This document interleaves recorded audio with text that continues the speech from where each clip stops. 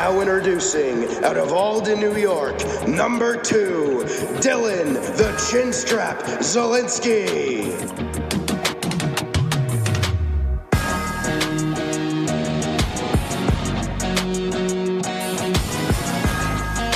Introducing next, out of Schenectady, New York, wearing number 69, Kenny the GM Gerard.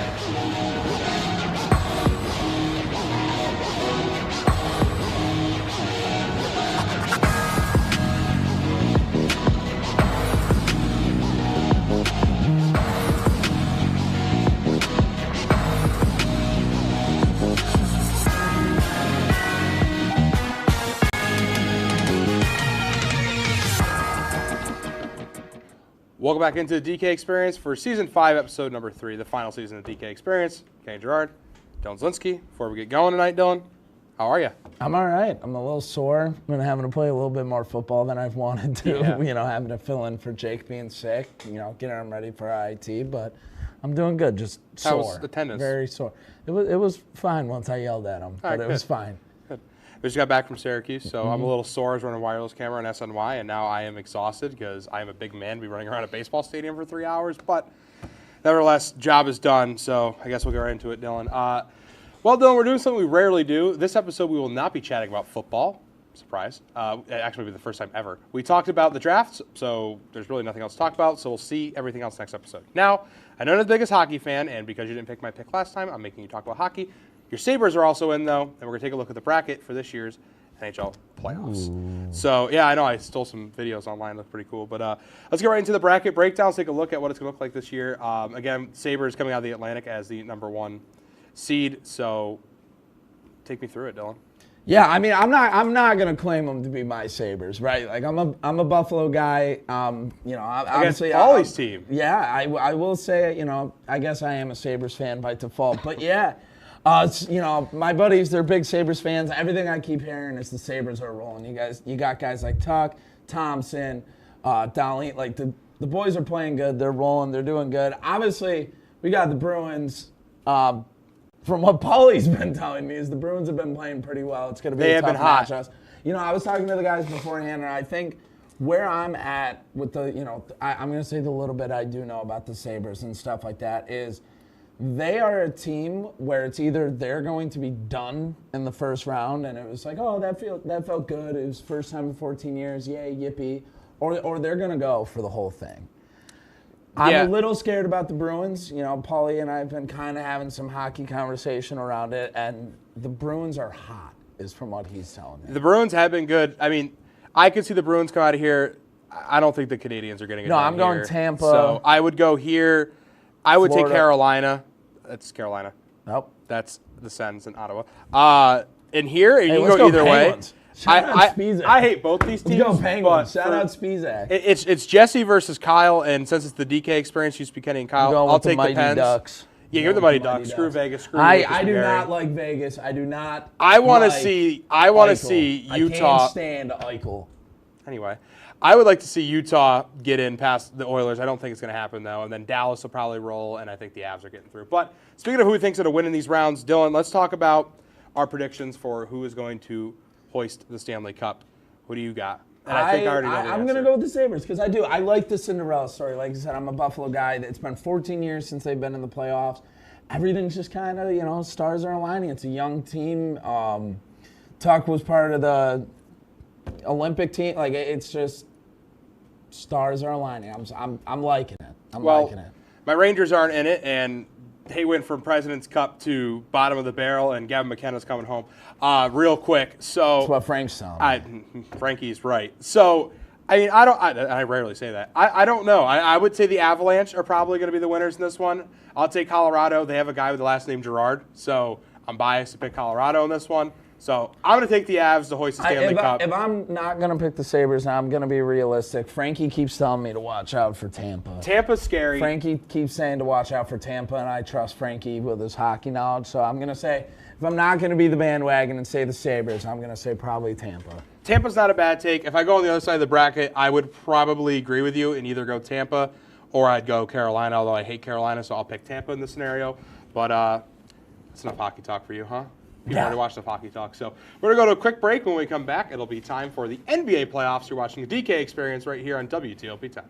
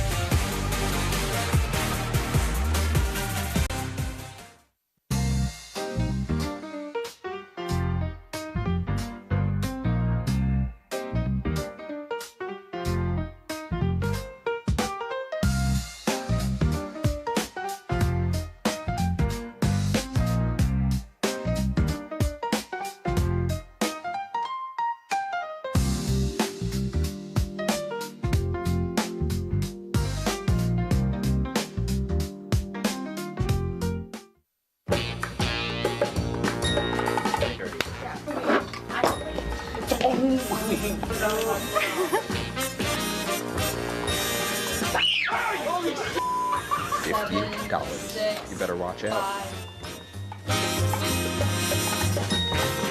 He's got swat you like a bug.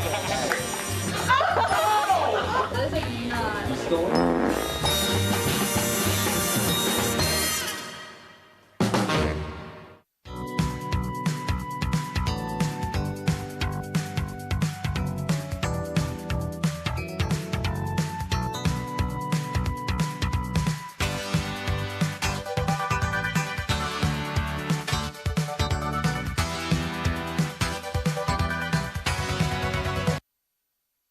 Welcome back into Season 5, Episode number 3 of the DK Experience. Kenny Gerard, Dylan Zielinski. Get right into it? Yeah. Well, Dylan, this sport is one you are a bit more familiar with, but still not your best. So let's take a look now into the NBA postseason, and let's see who we think is going to be winning it all. And let's start off with the play-in tournament that is no longer sponsored by AT&T. That's a total lie, but whatever. So we saw last night a couple of teams played. Charlotte. They did what feels like impossible. That was wild. That was insane. For him to foul on a the Heat have not lost. That was wild. On Bam Adebayo, is that what you're talking about? No, not wild. That was, I'm talking about. I wild. did see that, but I was talking about Melo fouling on a three-point shot, allowing them to get all three, and then he just said, "Oh, I messed up. Let me just go get my get back." And hey, I won us the game. So, all right, Melo. And the crazier part to me is that the Heat have never lost in the play-in, and now they lost. Like, that is incredibly, like, that.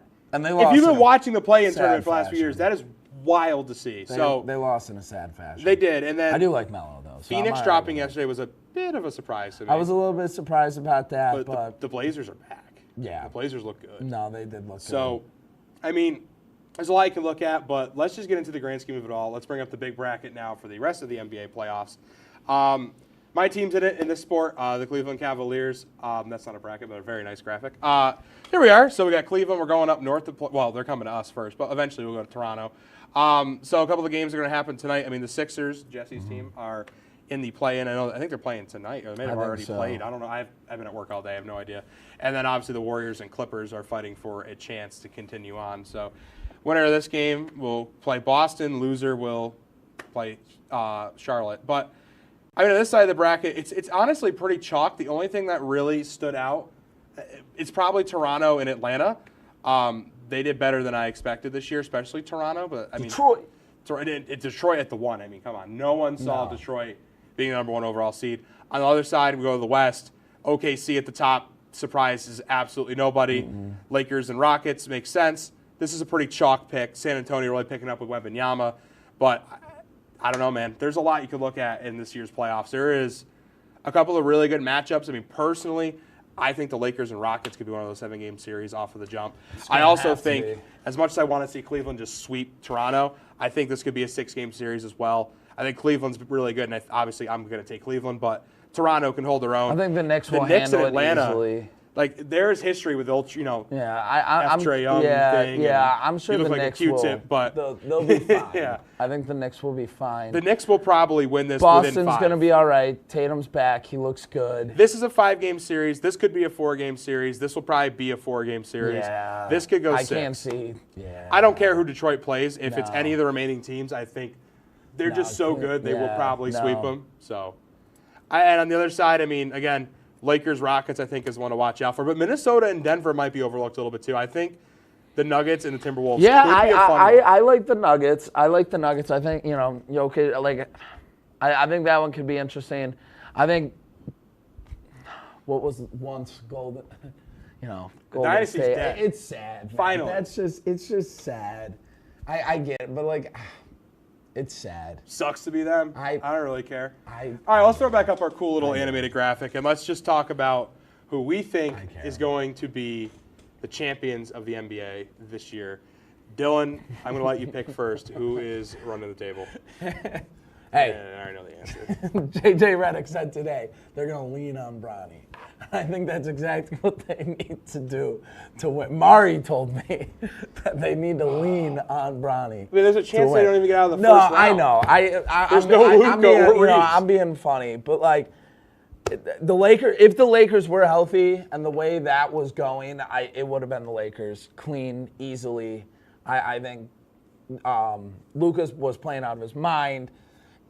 Healthy Lakers had a chance. They were good. But LeBron, at the age he's at now, and his son are not carrying this team to a championship. Like, I was being smart, but realistically, I'm going to say it's probably going to come down to both 1 seeds between Detroit and the Thunder, and I do think the Thunder will take it. I like the Thunder. I'm going to go with Cleveland because they're my favorite team. Yes. Give me the Cavaliers to run it. I don't think we're actually going to, but I hope we do. In the world that's probably realistic that we don't, I could see OKC going back-to-back. I really hope not. I'm beginning to not like the Thunder. But realistically, I think the Thunder will probably do it. I like how the Thunder. Well, the Thunder as a kid were also my third favorite. I was at Cleveland, then I was like Miami for LeBron because I didn't, after he left and whatever. And then I like the Thunder because I used to like the Sonics. I thought their logo was cool, so I just kind of moved with the Thunder. But I don't know. I'm getting annoyed with it. I'm kind of sick of it already. It's kind of one of those like it's becoming a dynasty. They're really good. It's a cool dynasty. If they win it again, it's not like they bought it. No, I don't disagree. They didn't buy it. It was homegrown. It's a homegrown roster, like but nevertheless, a dynasty that's like any dynasty gets annoying at a point. So I don't think they're a dynasty yet, but they're on the verge of becoming annoying where I won't like it. But I do think the Thunder have a solid shot at taking it back. I miss the Pacers, though they were a lot of fun last year. All right, that's going to do it. We're going to go to a quick break. When we come back, it'll be time for some Stump the Chump. You're watching the DK Experience on WTOP-10. Do you like reading?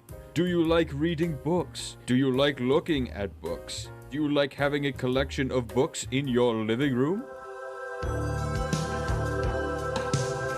Now, before we get into the nitty-gritty, spoiler alert! Okay, or why did I write this in yellow? I told you! Welcome back Between the Pages!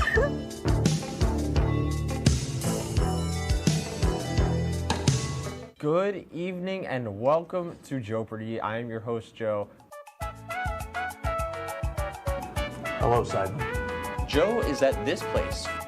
And I'm very concerned to see what Piper's answer is here. Sorry, it's a 98-page rule book. You guys are stumped still? Joe, I'm going to sound like a little snob here. It was not founded by Ray Kroc.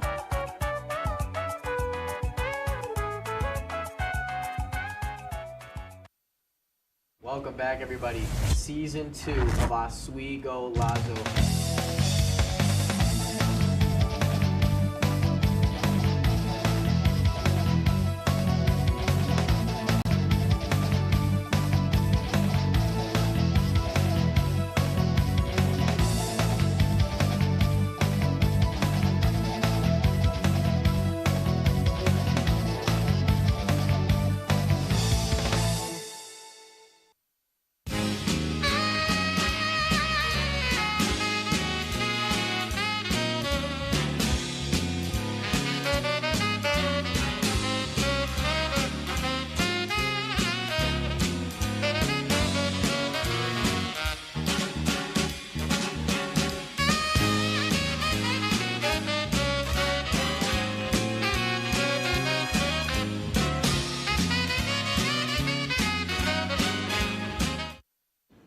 Welcome back to the third episode of the final season of DK Experience.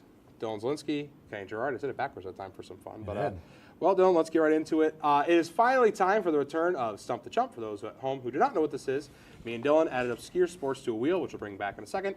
We spin it each week, and we quiz each other on our sports, and we both got some interesting sports. Last episode, going to be a tough one. I'm not sure. We tied last week, gonna and be tough. I'm not sure how we're going to do. Confident in this one. So, wow, that's a weird looking split box. Yeah, it is. Okay. Start off with my sport, Dylan. I definitely did a lot of research and totally didn't forget until after work. Extreme ironing. To be completely frank, you should probably sweep me because I have no idea what this sport is. So I have a study guide. I have a study guide. Again, the questions for this, like you're gonna see, it was a lot like last week. Just the questions were really weird. Okay. What conditions must be met for an ironing action to officially count during an extreme ironing attempt? What? What conditions must be met Okay. for an ironing action to officially count during an extreme ironing attempt? So what must happen for it to count, essentially, is what you're asking me? Like, what conditions must be met? Well, I assume they're obviously ironing something. So logic tells me if they're, I don't know what they're ironing. Let's say a shirt. This is how little I know. I assume you have to, like, iron it. Like, it has to be ironed. Like, if it's a wrinkled shirt, there can't be wrinkles kind of deal. Like, you legitimately have to iron it and not just, like, swipe over it and miss would be that's my best guess. Yeah.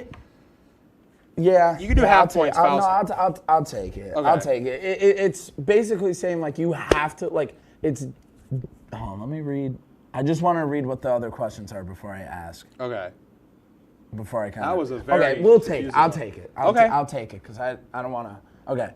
What environmental challenges affect whether a performance follows the rules? I feel like you're asking me the weirdest questions. How do what? The environment challenges affect whether a performance follows the rules. So how does the environment affect whether a performance follows the rules? It's not that, again, don't think deep. How does the environment affect? So what must the environment do for the game? And that's if I'm rewording it. What must the environment do for the game? For the actual extreme ironing. Like it has to be like like I don't know. You have to do something like other than just the ironing. Like I'm not understanding this question at all. The environment must add genuine difficulty, height, water, or motion. Yeah, that was a weird one. I just didn't understand. Because that's fine. I'll take the point off. I'm good with it. It's because that's kind of what I was like thinking, but like I didn't know how to say it. That was weird. All right. What can cause a participant to be disqualified from an extreme ironing event? Is cheating technically an answer on this list? I don't really know how that could cheat. It's pretty much asking what would cheating like? Well, what would you do to be disqualified? Well, let's say you did like. You can't say cheat. If you were climbing a mountain and then ironing, like if you, I have no idea. So this is so weird. You weren't kidding. Unsafe behavior. So you can't like go tamper with the other group. Like you can't throw your iron at the other group. You can't be faking the ironing. You actually have to be ironing, and you have to use proper equipment. And you cannot break location rules. So, like, if someone's up scaling... I got half a point for cheating. So, what? I feel like that's what you just get a bit longer. No, but yeah, you can't be, like, cheat. Like, I think I got to give you, like, 1 for all of these. Okay. That was... No, because those were worded very... No, because it's like, what causes the... Because you can't... Like, what causes someone to get disqualified? Well, cheating. Well, what is the cheating? Okay. You know what I mean? Like... Sure, like sure. If you were like, what makes you get suspended from football, and I was like cheating, and we're like, well, what's considered cheating? All right, I get you. Know all right, let's jump into your questions. I deleted that. Okay. So I got 1 point. Yes. Okay. I also have no idea we have to go back and look what our score is. We'll figure it out. We only have 2 more episodes, so. Okay. I think it's close. I think it's tied if you win this one, or something like that, or you might take the lead. Anyway, what are the judging criteria in competitive gurning? they have to make the most distorted face. They're looking for creativity and just how distorted and weird, like entertainment value, like it's a showman thing. Like, yeah, no, I'll give it. That's pretty much verbatim. Yeah, how distorted the face becomes, crowd reaction, originality. Yeah, that's good. Okay. What? I keep breathing in my mic. I'm so sorry. I have no like cover on this thing. What neither do I don't think. Yeah, neither of us do. Nice. But my mouth is right here. That was really loud. What techniques do top gurners use, and are there any famous competitors? Well, I'm sure there are. I Like who? To do what you did to me in the last question. Yeah. Like who? Well, yeah, but you're seeing what I'm saying. No, like, no, I understand. I can't now. be like, Not yeah, on the there other end of are. the aisle. Yeah, there are. Well, who? I get it now. You're right. I'm wrong. Whatever. You can give up. Massage and I their can face, massage and loosen, like their face, so then it can become all flexible. Top gurners often use tricks like pulling their lips over their teeth, widening their mouth, crossing their eyes, and using their hands within rules to exaggerate features. Tommy massaging their Tommy face. Maddenson is one of the famous gurners. Oh. So you know. Okay, I could either throw you a hard one and we can run to a draw, or I can give you an easy one that I think you're probably going to get right. I'm going to give you the easy one to make this more interesting. Is gurning recognized as an official sport, or is it more of a novelty convention or competition? It's a novelty thing. Like I don't think it's like an official sport. Are there regulated contests? I'll ask a follow-up, and if you get it right, I'll give you the whole point. Are there regulated contests? Yes. I mean, yeah, I guess. You know what I mean? Like, yes. Yeah, no, the answer is yes. Okay. I'll give you the point. It's considered a novelty or traditional full competition rather than a formal, globally regulated sport. While it has organized contests, especially at events like the Egremont Crab Fair, it doesn't have international governing bodies. Okay. So, yes, I'll give you the point. All right, so you win. Okay. 2-1. Okay. Good eats. All right. Do we have to even add a new sport? We do. Do we? I was going to say, I feel like we're kind No, we definitely do. All right, so we'll have to spin first. So, Dylan, you win. Let it rip. All right. I think for our next episode, we should find video. Yeah. For our sports. Yes, that's a good idea. It'd be a nice little touch to add into here. Make us less of us just talking. Oh, what did you even get? I wasn't paying attention. Oh, come on, flag football. I'm gonna lose. Nice. Very, very good. Very good. All right, well. Oh, that's gonna another be cop-out easy. sport. That's gonna be easy. Yes, it is. I know all the rules of flag football. Just not. Oh God. What'd you get? Quidditch. Oh. I'm so screwed. Well, it's going to be a tie going into the season finale, so this is going to be a fun finale. It may be a tie now. We're going to have to look. Probably is. I think it is tied up. We're going to have to I'm going to have to fight back one more game, I guess. I'll look back this week and next week and see where we're at. All right, so flag football is off the board. Finally. That's Dylan's sport. When I look back at this, I have Quidditch. Dylan, you get to add first. Run wild with it. Okay, I'm not going to even butcher as to how to pronounce this, but it's a Japanese sport. Okay. But I am not. Is there anyone here that would even like to attempt? Owen? Anyone? What is it? Great. Bo. Oh. Bat. Oh, I was going to write that one too. Yeah, but it's like to capture the flag game. Yes. Yeah. No, that was the one I was going to add. Yeah, well, but I don't know. I don't want to. All right, I got mine, and mine's awesome, and I want it. Okay. You might get it off the name. I'm not adding shin kicking. That was the one I was thinking about. All right. I'm gonna have to go. I'm definitely gonna. We're gonna have to go back and look to see. Oh, where we're probably just gonna at float the break again, by the way. Okay. We're gonna have to go back and look to see where we're at with. We are going to to add. I think we're tied now. All right. I'm going with Steinholding. What? Yeah. All right. Short answer: German sport where a participant holds a full 1 liter beer stein with a straight arm for as long as possible. That is what you have to do with a beer. I think that is a phenomenal sport to add to our wheel. Not what you have to do with a beer. We're just gonna float the break. We're just gonna have some fun. All right. All right. Let's get right into it. I got some. I think because I'm kind of tired of how the questions have been going. So I got some, and then Welcome we'll back let, to the DK experience. Yeah, we'll let you guys choose. I'm gonna do like 2 or 3 questions. Okay. That I think could be funny to debate, and then they get to choose. So we'll go one first. Because the questions have been rough. Who has it harder, the smartest person in the room, or the dumbest? Okay. Oh, this is also Cooking or Crazy. We debate, and then the crew picks the winner. I won't read. Is it worse to be bored forever or slightly annoyed forever? Okay. And then, what's the third option? If you had to survive a zombie apocalypse with one celebrity, who are you picking and why? So 1, 2, or 3.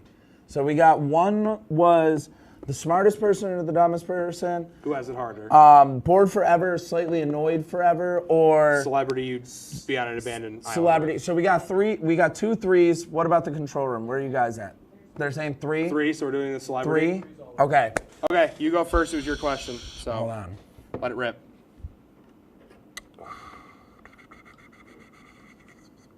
Oh, and I can't stand him. All right. I'm waiting. Oh, I can't stand him. Robert Irwin. I can't stand him. I can't stand him. I think, Dancing with the Stars stuff set aside. Whatever. The man knows how to survive. I would trust him to find me water, to be able to cook us food. His accent's gonna get annoying fast. And him or it's entertainment value. Yeah, maybe we'll see. Maybe we end up dancing with each other. Well, we'll figure that out. But I know if there's an alligator coming my way, or a zombie, I'd be willing to bet he could probably mess up a zombie, considering what he can do to an alligator. The dude survives. Oh, we're doing zombie apocalypse? Is that the question? Zombie apocalypse. Sorry, I thought it was No. It's, if you were in a zombie apocalypse, what Sorry. celebrity would you choose? It doesn't change I'm my going answer. with Robert. Like I said, the only downfall of Robert for me is he's probably going to get a little annoying. All right. I think this person's considered a celebrity at this point. I'm going with the Backyard Boys from YouTube, the dad himself. You know the guy who goes camping out in the mountains? Listen, we may not kill anything, but if we want to go hide out in the mountains and survive, because the question is survival, I will not die. He will die before me in this scenario. I would guarantee it. Put my money on it. Ask Steve. Well, what happened? Or the whatever it's called. The back. I think. Do they not know? Do you not know the back? Oh my God! I'm not gonna say nothing. Wow. I'm not gonna say nothing. Are you kidding me? Like I said, Guys. I survived. Oh my right? God. I trust. What's his I name? trust Did I get his name Robert, wrong? Like, you know what I'm talking about? The guy who camps. Is that he's not retired. his name? He's retired. Yeah, he's retired now. But I trust Robert. I think we'd survive. I think we'd be a little bit more aggressive than what Kenny's talking about. But aggression's key. I want the zombies to fear us. And I think there's... Well, the Outdoor Boys. Sorry, the Outdoor Boys. I think the zombies would fear us. This guy. Hold on, I can show the camera. That guy. That's the guy I'm talking about. I think that's a good point. But I think I would survive. The Outdoor Boys. Yeah, sorry, I said the wrong thing. It's been a long day. I do think me and Robert would survive and stand a better chance because... He probably dances better than you. He probably does. It's been a long time. But I do think if you guys get jumped, you're in trouble. And here's the thing. You might be right. You might be right, but we're never getting jumped. Kenny's take that guy. That guy. And here's the deal. If you're getting attacked by stingrays, you've got a chance. But I don't think so with zombies. Yeah, but it's a zombie. I think Robert Irwin's going to be like, oh, crikey, let me dance about it. It's not going to happen. Animals are smarter than zombies. Yeah, no, he's just going to dance his way out of it. All right, y'all got to pick a winner. We have less than a minute. Yay! Finally. They didn't even know who he was. I know. No, I said the wrong name. They probably knew. I said the backyard. I meant outdoor. My bad. It was a long day. I literally came here straight from work. I'm sorry. Maybe Robert would lose this All right, one, too. That's enough of that, Dylan. Maybe Robert would lose this. Yeah. Hopefully. Pray to God. That's going to do it for the second episode or third. Sorry, I didn't change that clearly. Of season 5. We will see you all in 2 weeks for the last regular season episode before our finale. Don't miss us too much. Have a good night, everybody.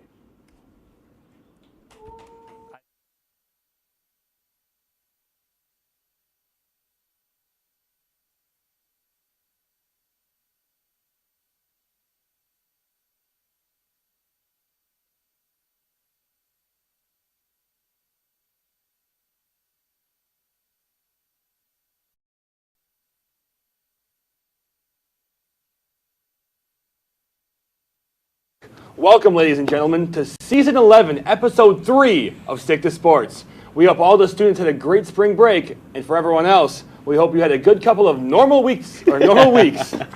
Tonight, we've got March Madness, the beginning of baseball season, and some historic NBA performances to talk about tonight. So, Mike, let's jump right in. Let's do it, boys. Roll it.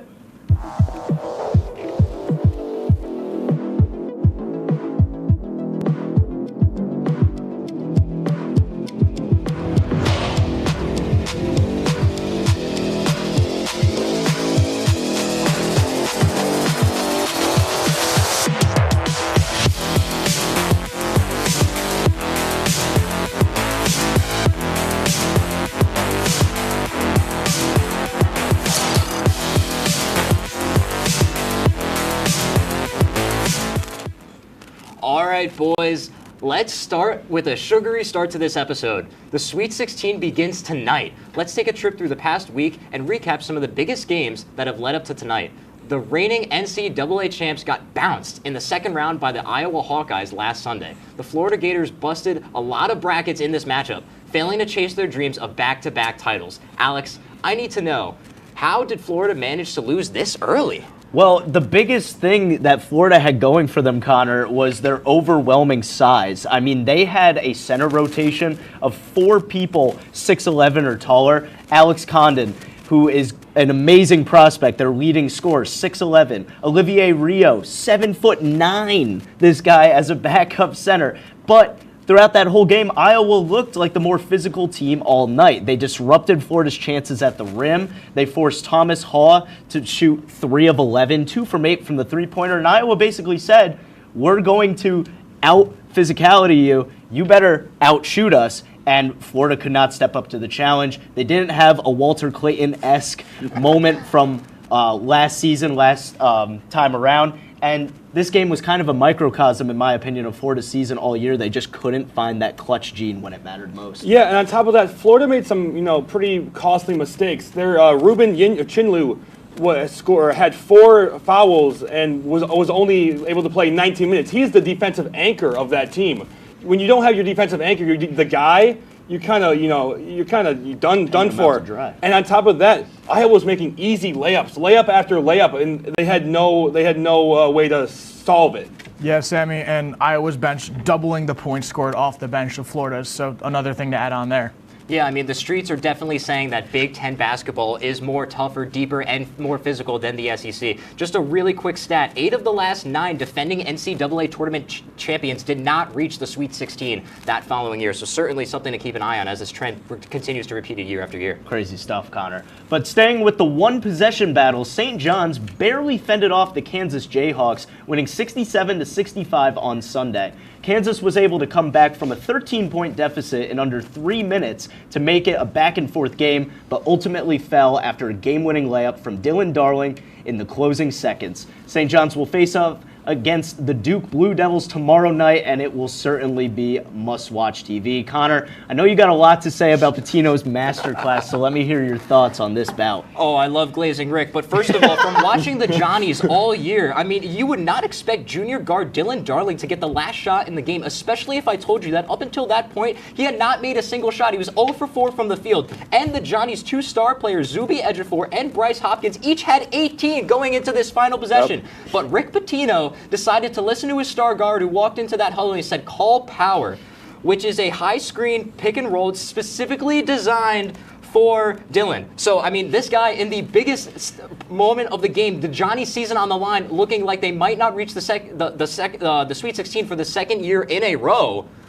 put the team on his back and made that crazy layup at the basket. The arena goes wild, and the Johnnies keep on dancing, Alex. Right place, right person, right time. Sometimes that's all you need, and Pitino continues to add to his illustrious resume. This is his 14th trip. He's now one of 3 coaches to make the Sweet 16 with 4 different programs. Incredible stuff. Really. Yeah. And Pitino said that they were a very offensive team. They relied heavily on their defense, and it paid off. That's a big gamble in the Sweet 16. Playing the playoffs, all right, we're a very offensive team, but we can't score. Let's rely on our defense, and I think that was a great thing about Pitino. It shows that he's a good head coach. Yeah, fellas. And in other college hoops news, North Carolina fired head coach Hubert Davis after the Tar Heels' first-round exit to VCU.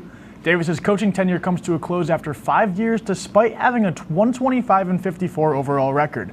For the first time in decades, North Carolina will plan to find head coach candidates outside of the UNC family. Sammy, do you think this firing was justified, or do you think they pulled the trigger a little too early? Here's what I think. I think that he had a meeting with the new AD and the old AD who was taking his spot. The new AD is taking the old AD's spot, and they had a success plan, right? They asked him about his success plan. They heard the success plan and then fired him 2 hours later. So, I mean, you tell me what they heard in that meeting, right? Like, at that point, I mean, I just think that they heard he didn't tell them what he wanted to hear, and so he was out. Certainly wasn't up to code, but the 19-point comeback that VCU had over the Tar Heels, it's the 6th largest comeback in tournament history. And despite having such a great record from Hubie, they're going to explore options. They're looking at Tommy Lloyd from Arizona, Nate Oates from Alabama. It's going to be interesting to see who takes over that job. Yeah, it's really going to be interesting. And at the end of the day, it just comes down to Hubert Davis's philosophy of recruiting and team building. He was going up to recruits and saying, hey, I want you to come here for 3 to 4 years, and I want you to grow first as a young man and then second as a basketball player. And in an era of NIL and the transfer portal where guys are actually getting paid millions of dollars to come to your school, that doesn't sell. There's a reason why the University of North Carolina, which is a blue blood, arguably a top 2 program, them and Duke, historically, there's a reason that they have not won a tournament game in the last 2 years under this guy. And there's a reason why every single year that he's gotten here since taking over for Roy Williams, they have finished farther and farther and farther away from a championship. Yeah, and plain and simple, guys, you can't first round exit 2 years in a row. Not at a blue blood. No. Well, despite the massive changes to college basketball through NIL and the transfer portal, amazingly, 5 coaches aged 67 or older have managed to reach the Sweet 16. We all decided to pick one of these coaches to highlight tonight. So, Mike, who can you tell us about? I'm going to go with Tennessee's head coach, Rick Barnes, in his 11th year with the Volunteers. A great team this season, the number 6 seed.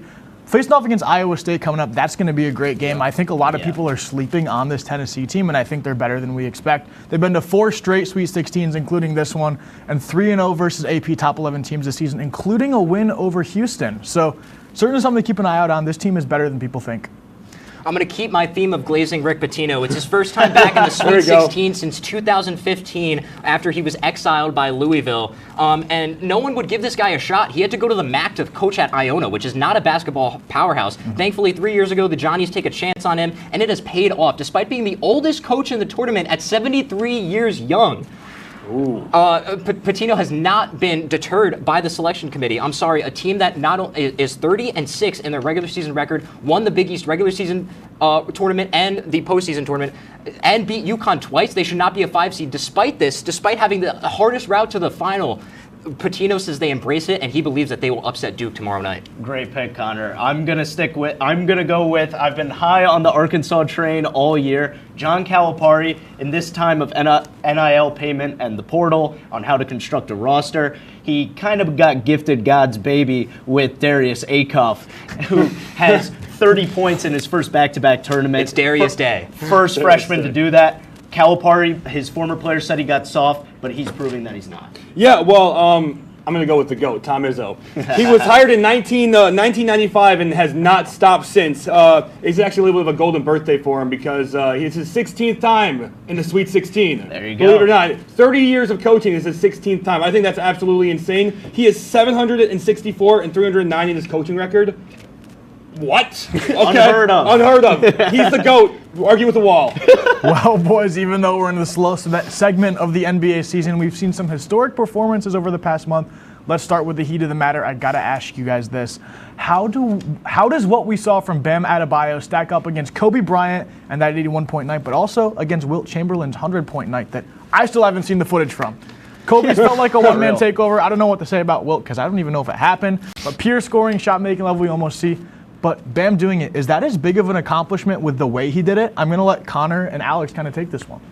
Yeah, Alex, I'll start first. I am not on Bam Adebayo's supporter side. And I'm not saying that I wouldn't have done the same thing given the opportunity to break Kobe Bryant's record. I would have been chucking up as many shots as I can, trying to get to the free throw line as much as possible. But Bam finished 36 of 43 from the free throw line. He took 43 free throws. That is double more than what whole NBA teams will average over the course of a game.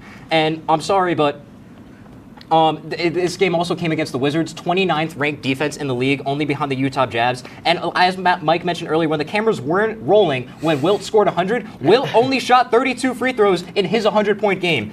11 less than Bam, who was only able to score 83. I'm not upset at Bam. I'm upset at the national media that we're acting like this 83, which is just 2 points more than what Kobe did all those years ago, is so much better and so much more impressive. Watch those 2 games back to back and tell me who had a harder time scoring those points. It was Kobe.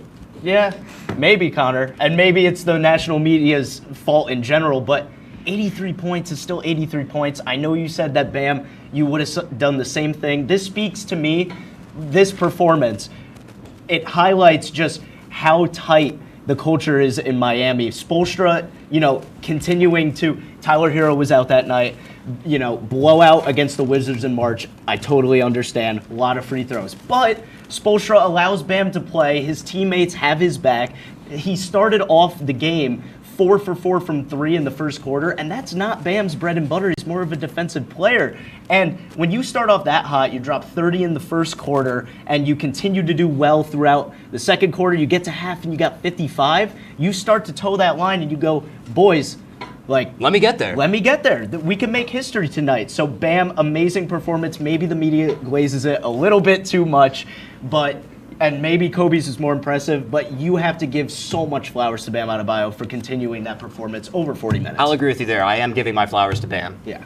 I'm on the Bam side too, man. He scored 83 points. I mean, guy's a dog. Everyone chucks up, balls when they have 70 points with 9 minutes in the fourth quarter. I'd be chucking up shots, every shot I could get. But that's besides the point. And I'm going to stick with Connor on this one.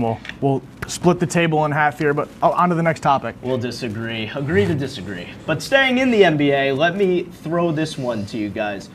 What are we making of this recent tear from Luka Doncic? Because ever since the split, he's been on an absolute heater. Is this just a coincidence, or are we seeing one of those classic locked-in stretches where everything just clicks? And more importantly, what does this kind of run mean for the team moving forward, Sammy? Yeah, Luka, in some more pop culture news, Luka broke up with his longtime girlfriend, who also the mother of his 2 children, because he didn't want to. I won't get into politics about that, but Luka, something snapped in him, man. He is not the same guy that we've seen. He has shot himself back into the MVP race. He wasn't even a guy we were really talking about. I mean, obviously Luka's in the MVP race, but wasn't a big name, and now he's averaging 40 points, and he had dropped 60 the game after it happened.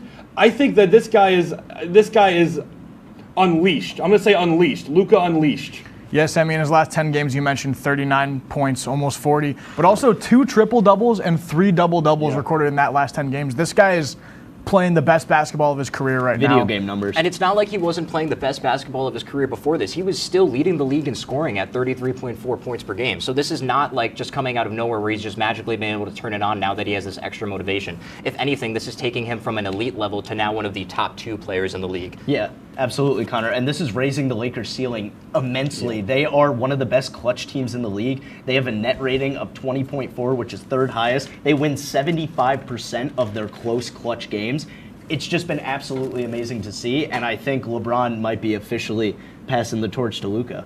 But definitely that remains to be seen. But from the hardwood to the ice we go, as exactly 2 weeks ago today, we saw Ducks defenseman Kyle Gudas tear Toronto Maple Leafs captain Austin Matthews' MCL on a dirty knee-on-knee hit. Gudas was caught out of position, and rather than trying to block the shot, he deliberately drove his knee directly into Matthews. As Austin laid out on the ice in agony for over a minute, not one Leaf tried to go over to Gudas and drop the gloves to defend their captain. Connor, what's going on in Toronto? Yeah, Alex, this is a problem that the Leafs nation has been trying to figure out all season. This is a team that finished last season with 108 points. They're at the top of the Atlantic. I know they choke every year in the playoffs, but the regular season is supposed to be where they shine. I understand they lost Mitch Marner to Vegas, but that should not be enough for the other 3 members of your core 4 to just blatantly disappear. And for the majority of the season, the Toronto media was putting all of this blame on Austin Matthews. He was taking the hard questions game after game after game, and as he should. He is the team captain. But when you look at the captain of your team, literally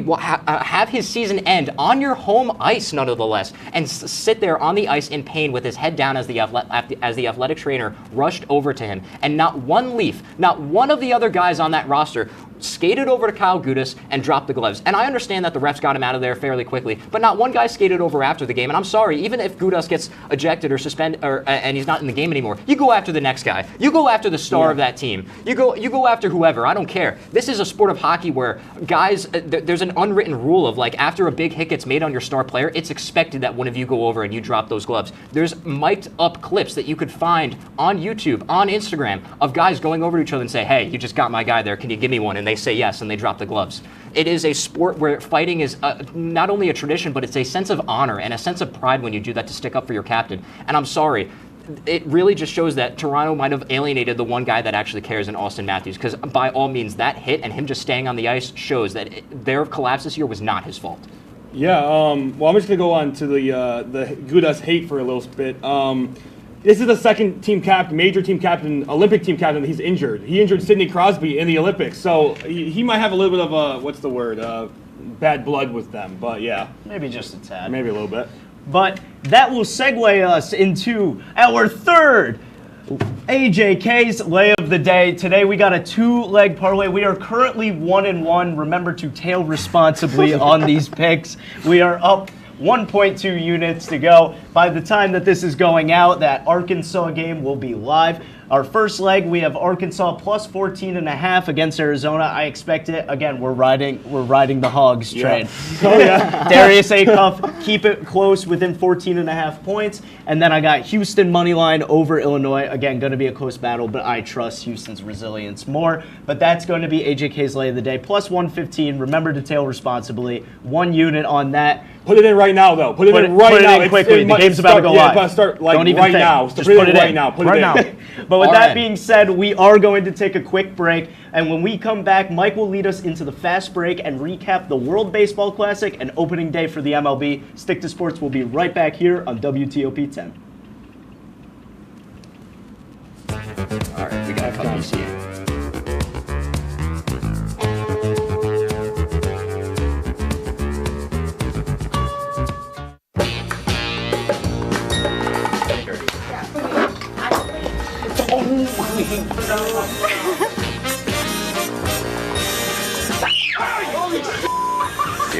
$50. You better watch out.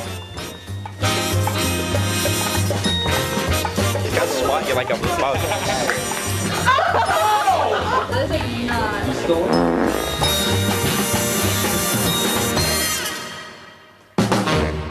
I'm scared of Joe with a bat. Okay. Okay. Let me show you, because your team is a failure. You don't know how to score, right? Yeah. Ready? Yeah. Just like that. That's actually let me show you the Bronx Bomber way of doing it. Ready? Ready? I swear to God. Oh my Everyone. God. All right, put the bat down. All right. This number's like. Sorry, Joe. You're right. Sorry. You're like, hey.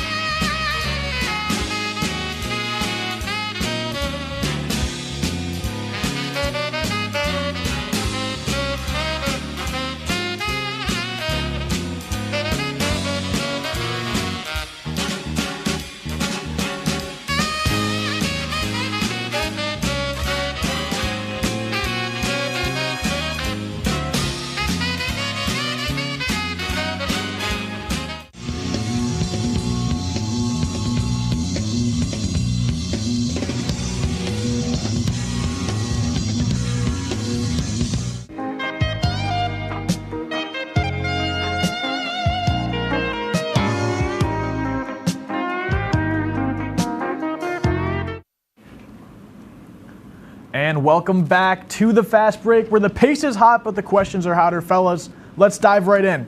Boys, I know it's opening day, but we would be remiss if we didn't mention the World Baseball Classic, which officially ended with Venezuela defeating the U.S. in the final 3-2. Connor, how exactly did a team with as much star power as Team USA fall up short? Yeah, Mike, the bats just went cold, and I understand that if you look up their overall stats for the tournament, they're going to be a little inflated because they played 2 games against Brazil and Great Britain, which are just not baseball countries. But they got shut down in their 4th exhibition game versus Italy's Michael Lorenzen. Any baseball fan knows that he is a fairly mediocre pitcher. And then against the DR, they honestly should have lost, only being able to score 2 runs, but they got bailed out by Paul Skeens in the bullpen. And then in the final versus Venezuela, you would think that maybe these guys with such an immense pride for their country would lock in. The lineup was limited to 3 hits, 2 of which came from one guy in Bryce Harper. Best team and ever I know assembled, everyone is going to jump on Aaron Judge right now. It is not his fault. There are 7 other guys in that lineup that you could point a finger at. And by the way, everyone's darling of an MVP candidate last year, Cal Raleigh, didn't record a single hit in the entire WBC and was benched for Will Smith after he refused to shake Randy Rosarena's hand and just destroyed any team culture that the Mariners hope to have this season as they hope to reclaim the AL West. Yeah, absolutely, Connor. And even though the bats went cold for Team USA, you got to give your flowers to Venezuela. Their resilience, their first World Baseball Classic championship ever. The starting pitcher for the final was Eduardo Rodriguez, who holds a 5 ERA over the past 2 MLB seasons. He was amazing in his outing, and then Venezuela's bullpen stepped up, and their biggest strength, their bullpen was their biggest strength of knockout play, and they showed that immensely in the final. Venezuela did amazing. Yeah, I just want to talk about Rodriguez for like 2 seconds. He pitched 4.5 innings of just no hits, or not no hits, but just clean, like Scoreless. Yeah, I was looking for the right word. That's insane, especially in the final against the best team ever assembled. You know, pat yourself on the back, Eduardo, man. That's all I gotta say. Yeah, clean game from him. If we can just scroll down a little in the teleprompter. You guys left our production cues in from 2 weeks ago. No big deal. No big deal. All right. Boys, it's officially opening day, but before the season gets into full swing, we're going to take a quick look at how this past year's MLB free agency played out. Alex, what team surprised you the most this offseason? Well, it kills me to say, Mike, because the team that surprised me most in the offseason is our arch rivals in the Red Sox. Despite losing Alex Bregman, the Red Sox acquired Ranger Suarez and Sonny Gray, 2 veteran pitchers who will certainly help the rotation. They also acquired Wilson Contreras and Yankees legend IKF. But Breslow can't light money on fire the way that the Red Sox used to. They're playing on a budget. Under a budget, and you know they didn't re-sign Bregman. They got Caleb Durbin from the Milwaukee Brewers, who is a younger, faster, high-contact hitter, making $30 million in salary. And in addition, they kept together that strong young core that they have in Marcelo Mayer, Roman Anthony, and Christian Campbell. So I think the Red Sox, despite losing Bregman, brought in a lot of vets, and they got better. Yeah, definitely. I think the Pirates had one of the best off seasons. They were really aggressive in upgrading their offense and trying to get a win now for Skeens because they want to win with Skeens because he's gone. It was whether a trade or something. Will happen. Will happen. But I want to talk about the game today. O'Hearn had a good game today, but Skeens had pitched 1 inning. Couldn't get out of the first. I'm just saying. I think that they are a very, I want to say scrappy team because I think scrap is the right word for them. They can win any game. Yeah, fellas. Sorry, Connor, go ahead. No, it's okay. Just really quickly here, I want to shout out the Cubs for signing Alex Bregman. I understand that his bat really only plays at very, very small left field parks, but there was an anonymous survey conducted last offseason by The Athletic where he was actually ranked as the most irreplaceable player because of the fact that he's a 2-time World Series champion. You'll actually see a lot of young guys, after their first season of playing with him, their hitting stats increase because he has such a good psychological background when it comes to hitting a baseball. And staying with the theme of contracts, the Chicago Cubs have extended their 24-year-old superstar Pete Crow Armstrong to a 6-year, $115 million deal, with Chicago not typically being known for giving out massive contracts. Connor, what does this move say about the future of MLB payrolls? Nice and quick here. Yeah, honestly, just to sum it up really quickly, we are going to have a salary cap instituted next season, and there's probably going to be a grandfather clause because there's no way that you could rake in the absurdity of the spending of the Los Angeles Dodgers and the Mets. So honestly, what's going to happen is there's teams that are going to be grandfathered in with the contracts that they've already signed because it's unfair to them to make them lose those players. So this is the Cubs trying to get ahead of it and locking down a good young talent. Yeah, absolutely, Connor. And real quick, just PCA completely deserves this extension. All of his teammates were caught in interviews saying he embraces Chicago as a whole.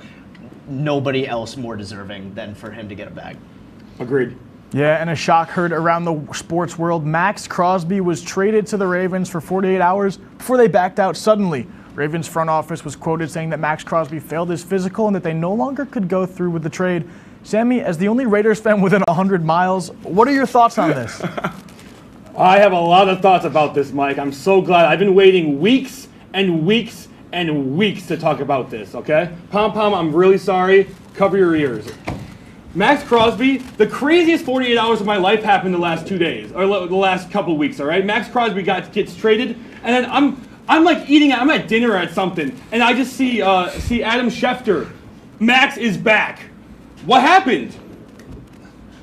Sorry, I'm getting ahead of myself. The Baltimore Ravens backed out of a trade for the third time in their history. This is more times. They have done this 3 times in their history. They did it most recently in 2018. This is a team that is screwing over other teams, and that's not to say. Oh man, I want to say so many words I just can't because we're on air. Listen, I'm gonna go off The Baltimore Ravens traded 2 first-round picks for Mad Max Crosby, then rescinded the trade. They say the trade fell through because he failed his physical, which was common knowledge. Max Crosby got shut down at the very end of the last 2 games because he was hurt. They trimmed his meniscus, man. They trimmed his meniscus. And they knew he would fail his physical. They knew they would fail his physical. And they still traded for him. Still said, Max, we want you in Baltimore. We want you with Lamar. We want you to win. And then they signed Trey Hendrickson. They signed Trey Hendrickson. And they're saying, oh, we want Mad Max Crosby and Trey Hendrickson to play together. No, they didn't. This is PR training. And I think, I'm sorry, I know I'm going way off my rocker right now. Keep going.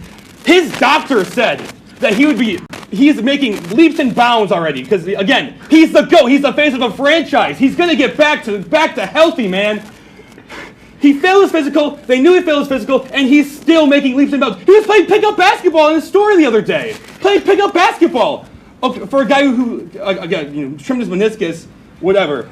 His doctors have said that he will be ready for spring training. His doctors have said that he'll be ready for preseason, for whenever they want to start him, he'll be ready because he is the goddamn Condor, baby. And I think that the Baltimore Ravens, this isn't the problem for the Ravens. This is the problem in the NFL. Why would we even have a 3-day tampering period? Why would we even have a 3-day tampering period if this stuff just happens? This is an NFL issue.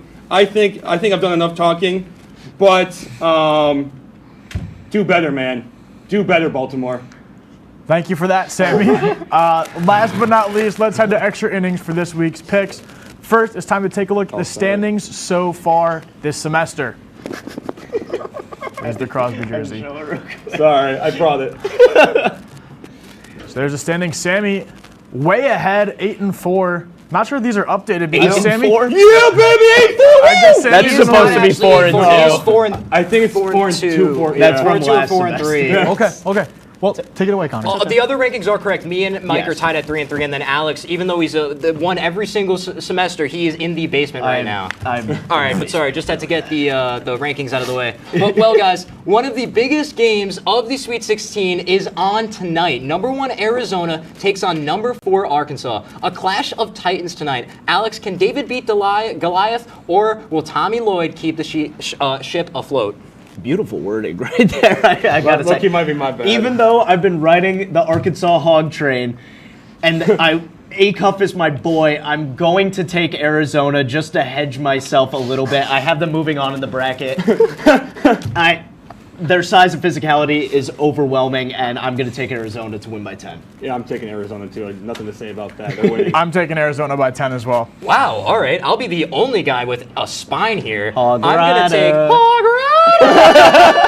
It is Darius Day, all right? It is. Darius Aicliffe might just be the best guard to ever play for John Calipari, and I'm sorry, there's enough Kentucky players in the NBA for there to be a USA versus Kentucky all-star format. Respect. Stand on business. Stand All on right, boys, we got to fly through these last two. Keep it in the Sweet 16. The next game we got is another matchup between the 1 and 4 teams, Michigan versus Alabama. Sammy, will Michigan continue rolling, or can Bama overtake the Wolverines? Who's that coming down? I'm just kidding. Give me Michigan, baby. Yes, great pick. Michigan's winning, bro. I also got Michigan here. I think Alabama has overperformed a little bit. They're still a really explosive team, but I think Michigan will rattle them in. With Dusty May as head coach, it is great to be a Michigan Wolverine. I'm Michigan 81-79. It's going to be close, though. In the words of so many people, I don't give a piss about nothing but the time. Give me Alabama. Love it. And finally, ending our Sweet 16 picks tonight is the UConn Huskies versus the Michigan State Spartans. A masterclass of a head coaching battle. Go Tom Izzo. Connor, who do you see taking this game? Well, I know we glazed Tom Izzo earlier in the show, but Dan Hurley is the better coach. That man is a psychopath. Just because he's younger, that's why he wasn't included in our UNC statement. But I have UConn here by a score of 74-68. I don't think it's going to be close. I think Hurley's better. Sammy, I'm rolling with you. Tom Izzo all the way. MSU. Izzo, baby!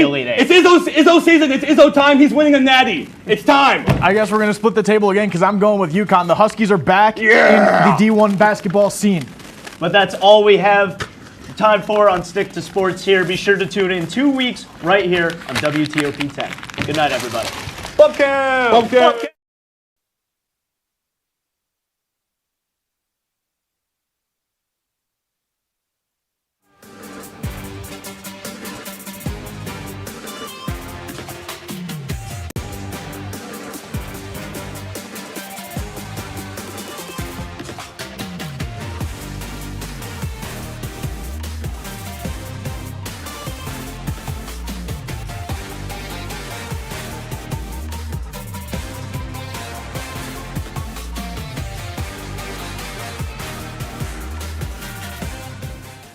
Welcome to episode 7 of season 25 of Laker Connections. Kenny Gerard, Lucas McGarry. It's hot in here, Kenny. Dude, just fan myself. It is super hot. It is. We're here for the Laker shy Sports. Of 90 degrees in this room. It's 95 in the back. 95 in the back. 80 Consistently. in the office. It's Facilities, if you're watching this, answer my email. Please. Anyway, man, I'm so Let's get sick of to it. Let's get to it. Yeah, Maybe we can finish it soon. We get it quicker. 11 o'clock, we're waiting for you. Lucas, it is once again time for us to recap last week of Laker sports and this episode's Laker recap. The softball team finally got to play some games. So softball, you're still in here, but you got a couple more canceled. So unfortunately, not going their way recently here, Lucas. But let's get started with women's lax. Yeah, absolutely. The Oswego women's lacrosse team extended their win streak to 8 with a win over Potsdam yesterday at home. Like clockwork, Alexis Hill would open up scoring, and Kenny, this one was never close. The Lakers would score 3 before Potsdam would get their first. Then the Lakers would outscore them 7-0 the rest of the half, thanks to multiple goals from Hill, along with Abigail Dix as well. Luckily for Potsdam in the second half, the Lakers would only score 5 compared to the Potsdam's 3, showing a little more of a fight, especially from Jayla Thompson, who would score twice. However, the Lakers would go on to win dominating fashion 15-4. Aubrey Green had one of the best games of her career, getting a season high of 5 goals and 6 points. And Alexis Hill would finish with 4 goals. The Lakers remain undefeated in conference at 7-0, tied with Cortland.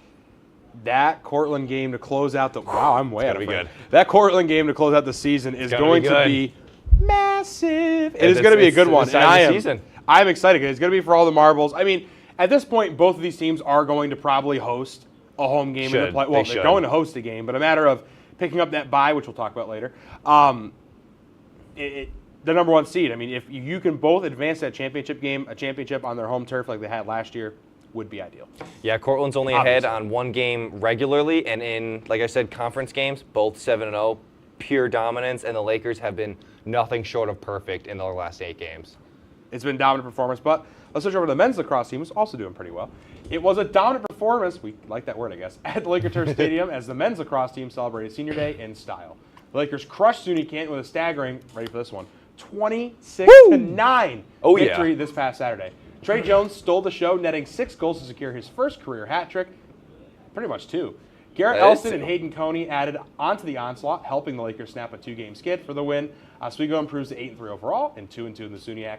Lucas, the men's lax team put on a show for those of the turf.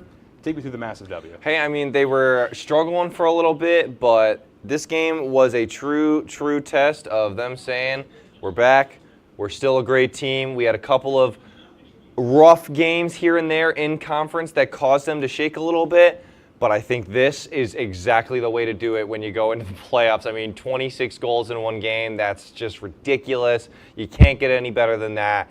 Pure perfection from them. I would say it's even better in perfection. I mean, when you're looking at what perfection is in lacrosse, correct, a 10-goal game win or a 10-goal win is probably as close as you can get. Yeah. I didn't even do the math quick enough, but 26 goals at all. That's just a lot. And you're pushing like basketball score. Like so many. That is nuts. Like there have been so basketball many. games we've seen this year that didn't score that many points at halftime, let alone a lacrosse game scoring 26 goals. incredible. Yeah, what I'm a good for what them. a great game. And again, we're getting this late season push. Beautiful. Yeah, absolutely. Let's go to softball now. I have 4 games to talk about this weekend, so I'm going to try and go a little fast. However, the Oswego softball squad had a tough task this past weekend with 4 huge conference games to play. On Saturday, it was a doubleheader against Platte. In Game 1, it was a pitcher's duel as Alyssa Budzinski would battle Morgan Amarad, but Budzinski came out on top, allowing just 2 runs, while Amarad 3. Game 2 would be the opposite as the bats would come alive. After being down 2-0 in the first, the Lakers would score 7 in the second and ride that momentum to a big-time 10-8 win. Picking up the save was Budzinski again. On Sunday, it was a doubleheader against the Potsdam Bears. In Game 1, Budzinski again would pitch a complete game, striking out 7 and allowing just 3. The Lakers would roll on offense, putting up 9, especially Lillian Haggerty, who would go 4 for 4 with 3 runs. In Game 2, the Lakers would actually go down 2-0 in the first, but that would be all for the Bears as Chloe Cunningham would shut them down the rest of the game on the mound. Once again, the offense had their pitchers back as they'd put up 6 to once again beat the Bears 6-2. And I just want to talk about totals for Budzinski on the weekend. Were 16 inning pitched in 3 outings, 16 strikeouts, just 5 earned runs, and the Lakers remain perfect. Dang! That's pretty good. Yeah, she's a good pitcher. And kudos to you. That was pretty impressive. You really got through that. You 4 have games. breath? Can you breathe? I'm good. They had a long weekend. They got a lot. They still have 18 games left. I know, and that's wild. That the fact that we're 18 games left to go. We're considerably in the late season now for the diamond sports, but for them, they're like, what? They're not even 12 halfway games through. behind They're some of the not. normal teams. They're not even halfway there. So it's insane about that. But the fact that they've just been perfect in the SUNY is surprising. Again, we talked about at the beginning of the year, we're like, what team's going to surprise us? And I don't think either of us said softball as our surprise squad of the year, but it has definitely been softball. Yeah, they're playing really, really well, and now that they have the pretty much almost the same amount of conference wins as the rest of these teams, they've picked up now, again, 4 conference wins in 1 weekend. They're now right back in the fight, and they're right where they want to be going into it. Let's go over to baseball now. The baseball team went toe-to-toe with the conference-leading Red Dragons this past Tuesday, earning a huge split in a doubleheader. In Game 1, the Lakers handed Cortland their first SUNYAC loss of the season with a commanding 10-5 victory.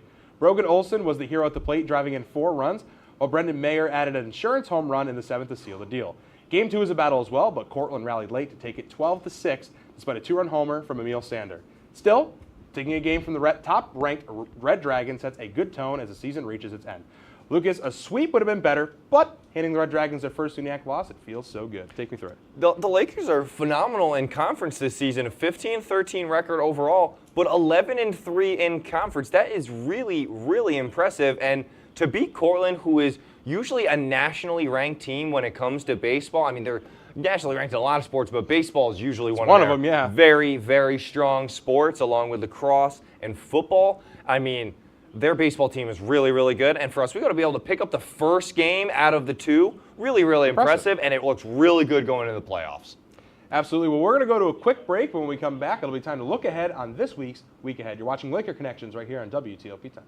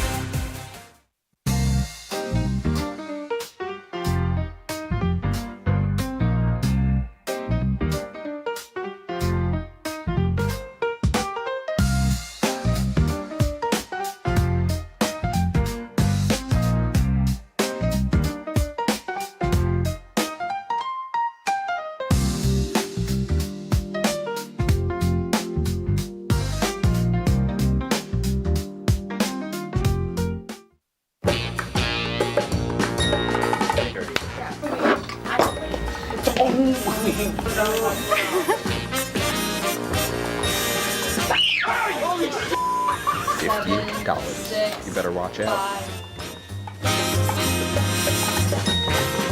You gotta swat you like a mouse. That is not.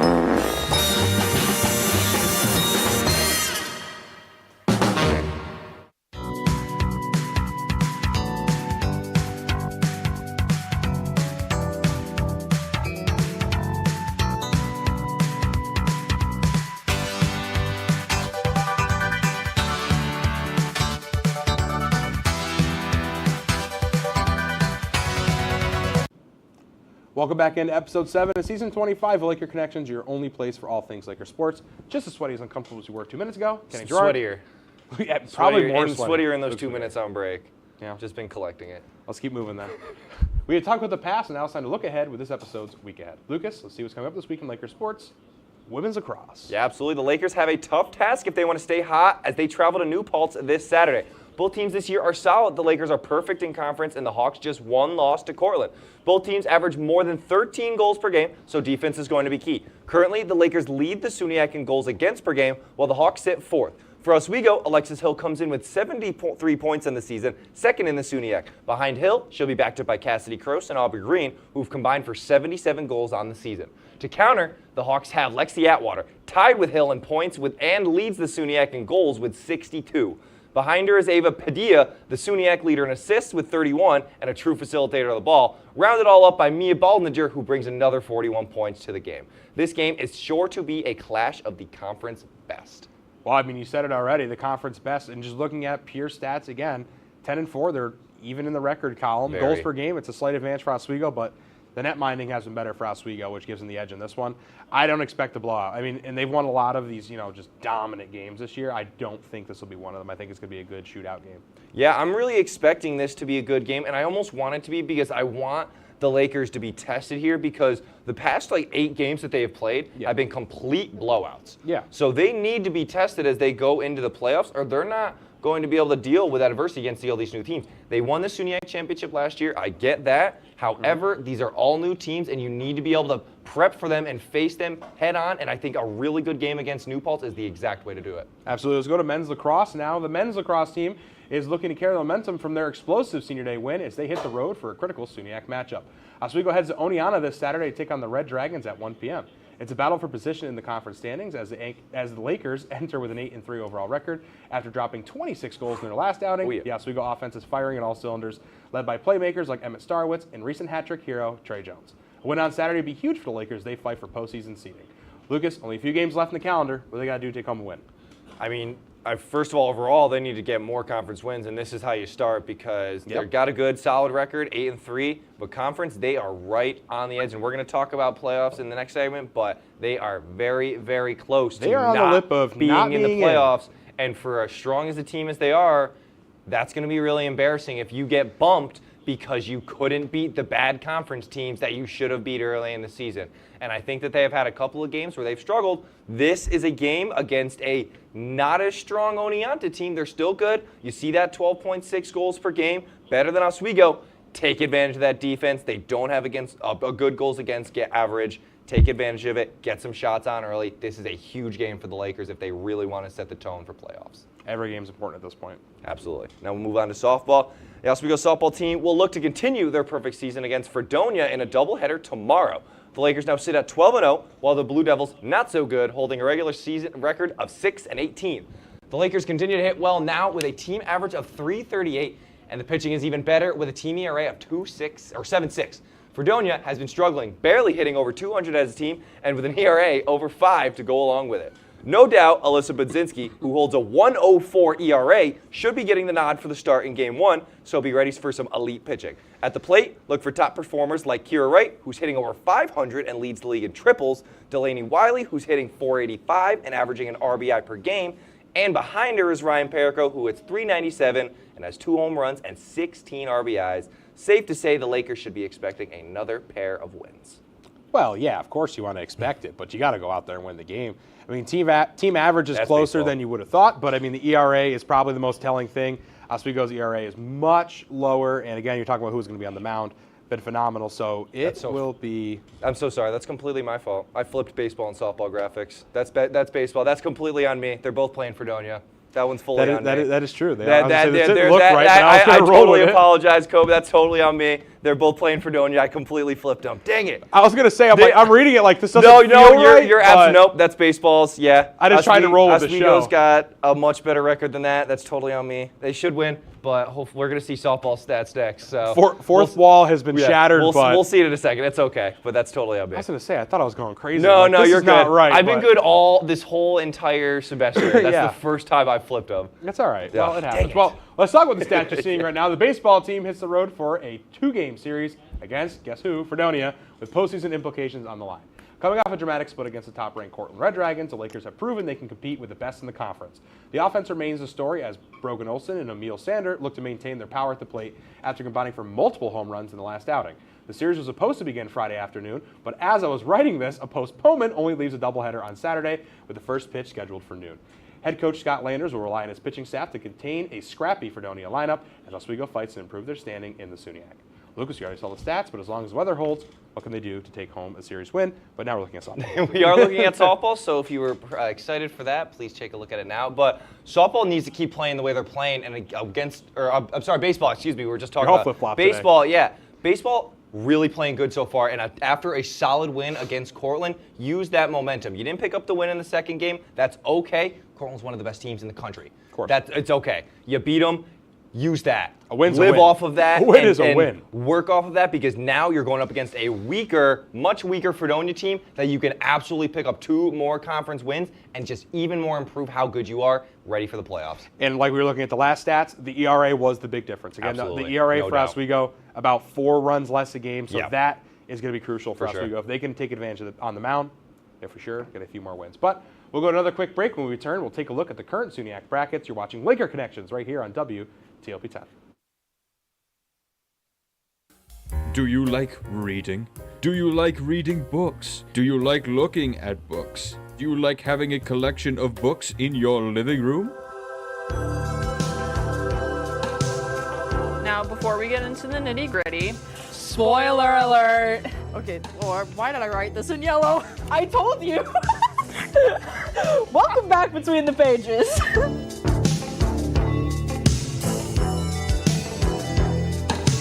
Good evening and welcome to Jeopardy. I am your host, Joe. Hello, Simon. Joe is at this place. And I'm very concerned to see what Piper's answer is here. All right, it's a 98-page rule book. You guys are stumped still? Joe, I'm going to sound like a little snob here. It was not founded by Ray Kroc.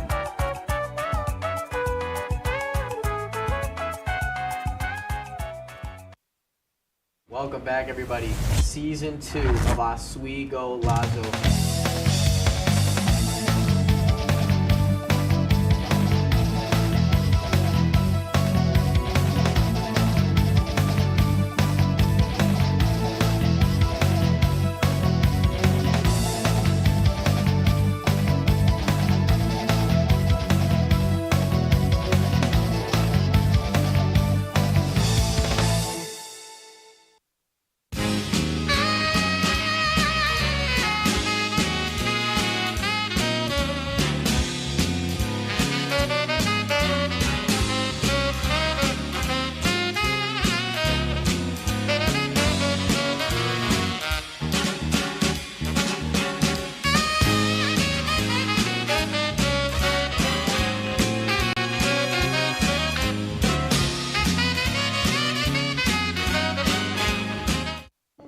Oh, we're back. We are back. Oh, sorry, I couldn't hear my FB anymore. Welcome back in episode 7 of season 25 of Laker Connections. Okay, Gerard, Lucas McGarry. Oh yeah, we're here. Let's get right into it. I was trying to tell you we were back. Sorry, my bad. No, you're this good. thing is not working We were deep anymore. in discussion. Whatever. We'll roll with it. Lucas, believe it or not, when we meet next week, the women's lacrosse SUNY bracket will be pretty much set. Men's lax, we only have a weekend to finish out. The sports that play in a diamond have a bit more time, but we are officially in the home stretch of spring sports. So this week, let's pretend the season ended today. Let's see what the brackets would look like. Lucas, let's start off with the bracket that will be set this time next week. Women's lacrosse and Oswego currently looking at a bye. That is a weird bracket that we're looking at right now. Well, if we were, the 2 byes are very correct. Cortland is a 1 seed, Oswego is a 2, highest rating seed. But Cortland's it would not playing 2 games, be, Cortland would not be playing against Fredonia. That would be against New Paltz, who would be the 3 seed. And Oneonta would be playing Buffalo State, who is currently not on the screen there now. So yeah, Oneonta sits at the 4. They're 5-3. Buff State is at the 5 at 4-3. Fredonia 3-4 in conference at the 6 seed. Cortland Oswego sitting undefeated. We talked about that. That final game is literally going to decide the 1 seed. But other than that, the playoffs is looking pretty set. Canton is the only team that can make a push on Fredonia. They need to start winning. They need to win out in conference. Oh, there it is. Yay! Hey, we did it so right. for Canton to basically sneak into the playoffs, they got to win out in conference. Fredonia's got to lose out in conference. all the other teams are pretty much going to be in there already. Yep. Well, let's move on to men's lacrosse now. Let's take a look at their bracket. Lucas, take me through that one. Yeah, absolutely. Cortland is the 1 seed, no doubt. They're sitting at 4-0, followed closely by Plattsburgh, 3-1. Oneonta also 3-1, and then Oswego 4th at 2-2. Now Potsdam is right behind them in 5th, also at 2-2. Morrisville at 1-3, and New Paltz at 1-3. So if you really think about it, Oswego can lose one game, and if all those teams below them have 2 more conference wins, they are right ahead of Oswego. So Oswego needs to win these conference games to end the season if they want to even be in the playoffs, let alone have a home game. They are teetering on the edge of not being in it right now because of these weaker teams that they are allowing to sit with them. They should be at either 3-1 or 4-0, and it's unacceptable to 2-2. Yeah, no, it is a tough record for such a good team. So it'll be interesting to see how they play out. I mean, again, we only have another week and plus next weekend, and that's really it. So this should all be shaped out in 2 episodes. By our 9th episode, we should really know. So let's look at the sports that are a little less set. Let's take a look at softball now. They have a little bit more time to be playing, and it is pretty nice to see Oswego sitting on a 1 seed. Yeah, I can't say that I've ever seen Oswego sit in the 1 seed of the SUNY. They're obviously a couple games behind. They've only played 6 in conference so far, but they're 6-0, perfect record at the 1. New Paltz has played 8. They're 7-1, and then it'll be Cortland at the 3, 6-2. Oneonta tied at also 6-2 for the 4, and then Plattsburgh 4-4 at the 5, and Buff State sneaking in at the 6th spot with a 2-4 record. But again, there's still a ton of conference games that need to be played between all of these teams. Like I said, Oswego still has 18 games left to play, and a majority of them are conference, so anything can happen up until May 2nd, which is when Oswego's last scheduled game is. Jesus. Yeah. I mean, it is going to be a fun ending for softball. Let's take a look at the baseball bracket now. And again, Oswego in the picture sitting at 2, not bad. Yeah, once again, Oswego having one of the best seasons they can in terms of conference records. They are really, really showing an elite level of play up against these rivalry teams. Cortland, again, we talked about him, 13-1, really, really solid. They have a 21-8-1 record overall. It's a very good national record. Oswego, 11-3 in conference. One of those is against Cortland. Very, very impressive. And then there's a steep drop to 3-4, and you got 3 teams battling for the 3, 4, and 5. Oneonta 5-5, New Paltz 5-6, and Fredonia 5-7, all battling for those 3, 4 spots. And that 5 spot is going to be unfortunately left out. And then you got Plattsburgh 0-9, Canton 0-8. They're not really threatened. No, they're not. They're really not in the running. Cortland, the only team that has clinched the playoff berth at this point. Oswego's probably 2 wins away at most, or a couple of losses from other squads to clinch Fredonia would be place. funny because they're 6-19 overall, but their conference record is just as good as the other average teams in the conference. I mean, and the great thing about all these brackets, Oswego is in every Love single it. one of them. It's what you love to see. it. Well, we'll go to another quick break, but when we come back, it'll be time for Laker Showdown. We'll see you on the other side of the break. Oh, yeah.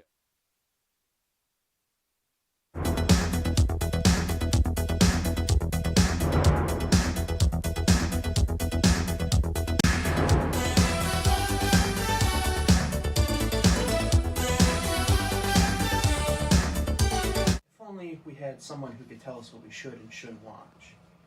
Well, do we have a show for you? Who are you? What are you doing in my bed? On Be Kind and Rewind, we will go through and review all your favorite movie franchises and tell you which ones you should and shouldn't watch from the perspective of normal movie fans.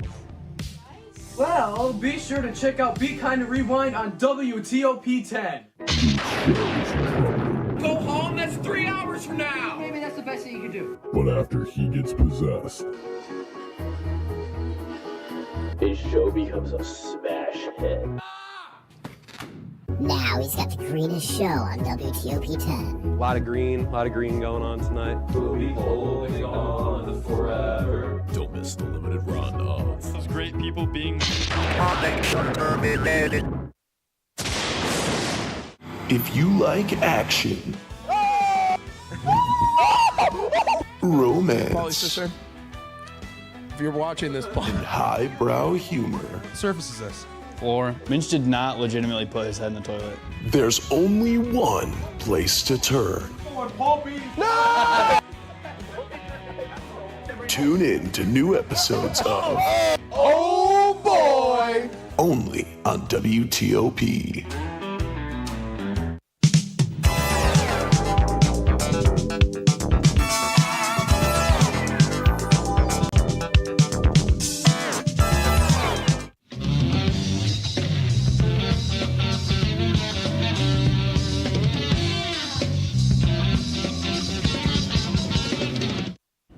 Welcome back into episode 7 of season 25 Laker Connections, your home for everything Laker sports. And Lucas, it's time to welcome our Lakers General Moderator, Mr. Michael Neckers. Mr. Mike, why don't you tell him? Boys, it's hot in here. It is really hot. in here. You can't tell me and Lucas are like beet red. Like it is. You too. You're also a little red now. It's hot. But anyway.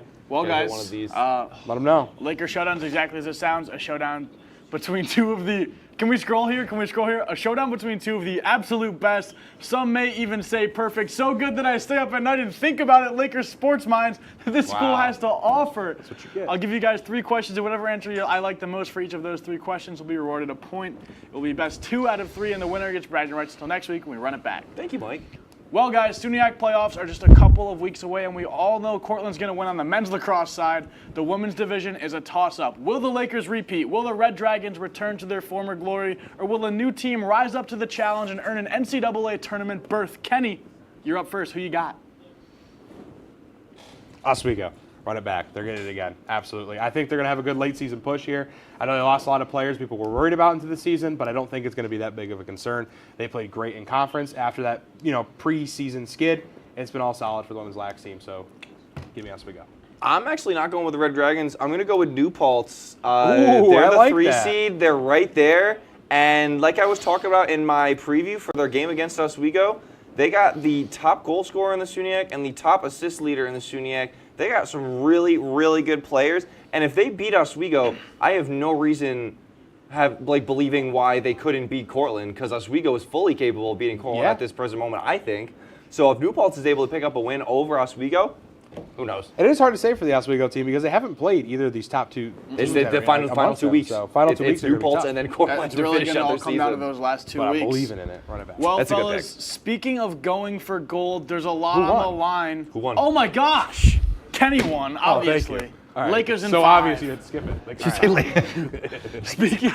Speaking of going for gold, That's a callback to last season. there's a lot on the line as WrestleMania 42 is set to be one for the ages. Opus Slam will kick off at noon, and what we all know, Cowboy Mike Neckers is taking home the gold there. The real question is, which match of WrestleMania are you most looking forward to? Lucas, Mr. Wrestling himself, the wrestling phenom, you're up first. Oh, I know mine. No, don't do it. I know. Are you gonna? That's what I was gonna say. Oba and Brock. Keep Come it. on. I'll go with the 6-man Intercontinental Ladder match. That one's just as good. I could have picked 4 options, but if that's your pick, I'll happily take something else. The 6-man ladder match is gonna be a classic. Rusev's the only big guy, and he's gonna throw everyone else like toys around the ring. It's gonna be awesome. Javon's gonna win. It's gonna be super cool. He's gonna have the youngest IC champ ever. I'm super excited for that match. I'm just going to add an extra layer to why I want Oba. It's also on ESPN, so it's not going to be pay-per-view. It's going to be on Actually, national Speed's on television. ESPN on day 1. So that's all I'm saying is, Brock Lesnar and Oba Femi, I'm excited. That's my one. And I'm not a huge wrestling guy. So. I'm so excited for both of those matches. I mean, Oba Femi has gotten so over so quickly in the WWE, but you can't say no to a ladder match. Of course. I mean, It's a ladder match. there's so much talent in that ladder match. Added Rey Mysterio, which For no reason. No Once reason, he but knew he couldn't get retired, why by not? God. It's Rey Mysterio, might as well. So I'm going to give Lucas the point on this one. You guys already gave it to him. Go. Thank you. And last but not least, we're going to shift away from sports. Bev's has officially opened up this week in Oswego, so I have to ask about your go-to ice cream orders on a warm, hot summer day. Kenny. Quick hit before we do it. Let's. Did you hear Bev's give caught on fire give a quick shout out to Bev's. Yes. Hopefully they're okay. They are good. Yeah, very small. So they had something in the back. Went up in flames, like a new cooling system, according to Morgan's boss. Do we have an arsonist Guess we're in good. Oswego? Because there was one in Cheap First Seats Cheap and now at Seats, now Bev's. What's going on? Stewart's. No, I'm just kidding. I have no idea who would do it. Corporate What's the other one? Stewart's. The Scoops place? I don't know. There's some other place. My go-to order while we're at it. Go-to ice cream. Don't tell me to rap. It's like, we got a minute. We got a minute. We're good. It's so boring. It's so No, give me it. But I love a nice twist with chocolate dip on it, dude. That on a cone on a hot summer day, phenomenal. And the cone, or not the crust, the dip, kind of helps it not completely melt in my hands. So I'm not a big ice cream. I'm always a shake guy. I love a good solid cookies and cream milkshake. I mean, it's easy. I don't know. That I definitely don't have to worry about it dripping on my hands. That is true. Shakes are super convenient in terms of cleanliness. Great choice. So I will always go with a shake over Lucas, ice it's a cream. good choice, but you can't go wrong with a twist. I will ask this: have you ever had Dole Whip before? Oh, I love Dole Whip. So dude. good. So Would highly recommend good. getting it, and they have it at Bev's. They do have it at Bev's. The Little pineapple promo. one, I Sponsor believe. us. Sponsor us, Bev's. Please. Sponsor us, Bev's. All right, it's 4 4 to 3. 3. We only have a couple more episodes left, fellas. Your voices. We'll do it again next week. Thank you for joining us for the 7th episode of season 25 of Laker Connections. We'll see you next week for episode number 8. Have a great night, everybody. Let me talk to you.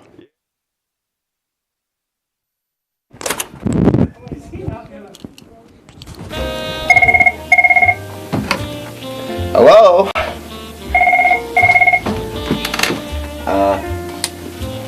Hello?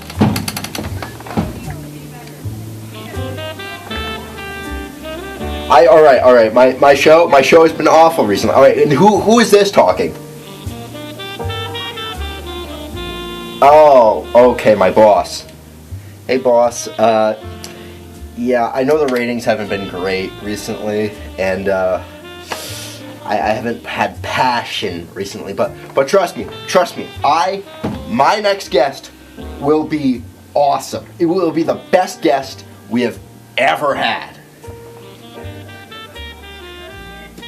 Okay, all right, yeah.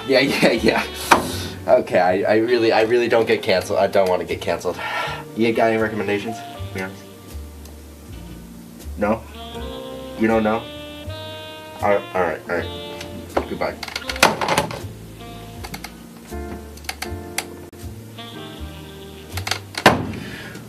Well, there goes my idea for having a puppet show of me and Chris. Alright, who can I... Alright, guess. Need good guests. WTOP.